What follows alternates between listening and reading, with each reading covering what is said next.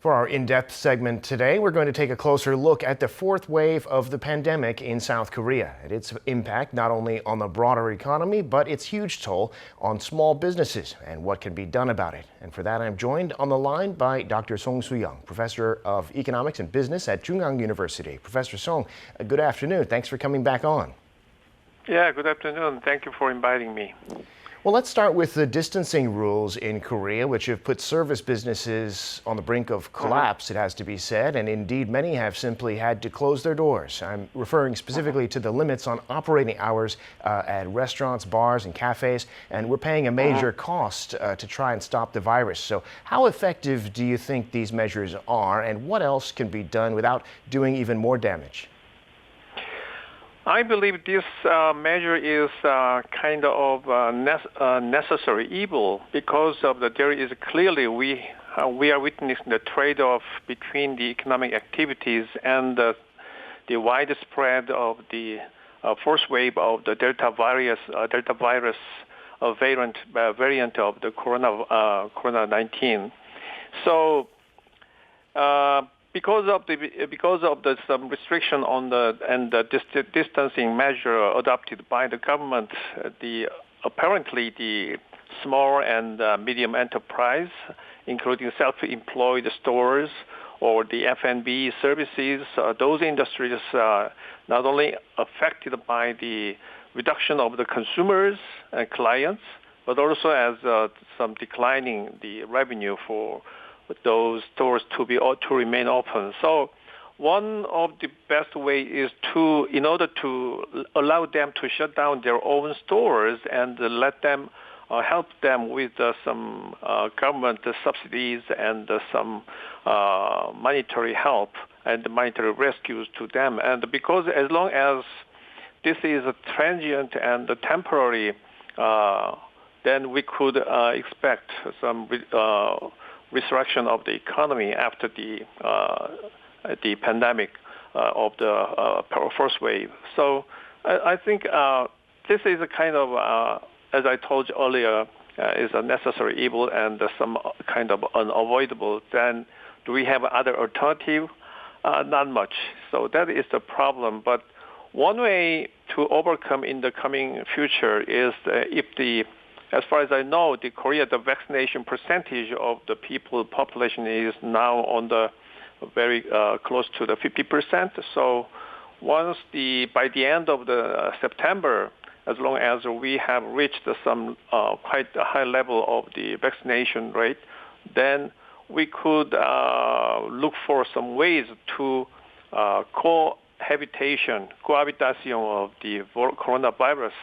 Until then, we need some help for the small and medium enterprise, and that is some unavoidable necessary evil, I believe. Right, and we have to note that the government right now is actually paying out its latest round of relief funds, mainly to these kinds of small businesses. And Professor, zooming out a bit, we can see the effect of the pandemic on Korean businesses that rely on production overseas. For example, in Southeast Asia, Vietnam for one, the virus is a major challenge. Tell us about that and how companies are dealing with the impact on their supply chains. Yeah, there are two aspects of this problem. Because of the outbreak and widespread spread of the coronavirus in Southeast Asia, particularly, because those countries, if the government decided to lock down the economy and the manufacturing companies, which was located in the Southeast Asia, they should be subject to the lockdown and stop manufacturing. Some imports and some other products to be sold to other foreign markets. Therefore, that is one way. And another aspect is because of the shortage of the cargo and the supply chain. So that could cause some double the problem. And so it could have some transient inflation pressure on the prices. But however, I believe this should be temporary as long as the lockdown could reduce some speed of the Delta virus spread, and then also the vaccination. So one way to do some developed countries such as G7 countries, they must help these countries to deliver the vaccines to help keep them from spreading out the coronavirus. So I think to that regard, then, even though this is very transient and temporary, then Korean companies have no other way but to suffer and then endure and persevere these situations. Right. Well, finally, Professor, what do you think the impact of the fourth wave will be ultimately on the Korean economy overall? I mean, we've had a sustained recovery here in the first half of the year at least, but let's say the impact this year and next.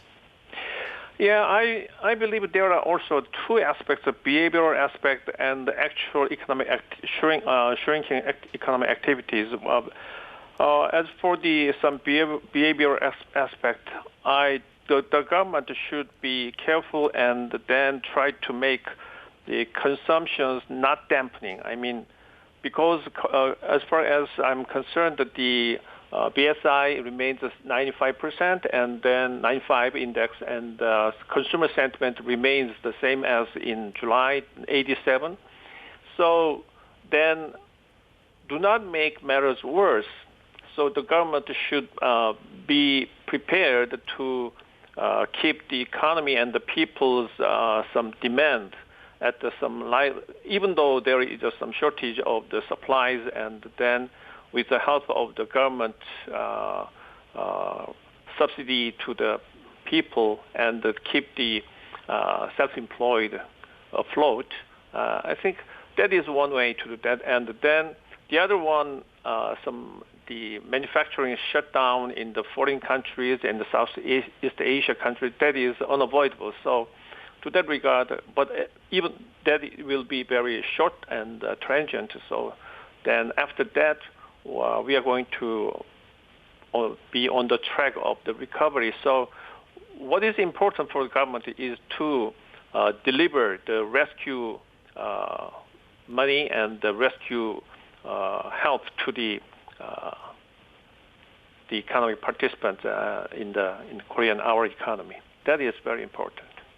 Indeed. All right, Professor, we'll have to leave it there for today. Professor Soo-young, thank you for sharing your insights with us today from a business perspective on the pandemic. We appreciate it. Okay, thank you.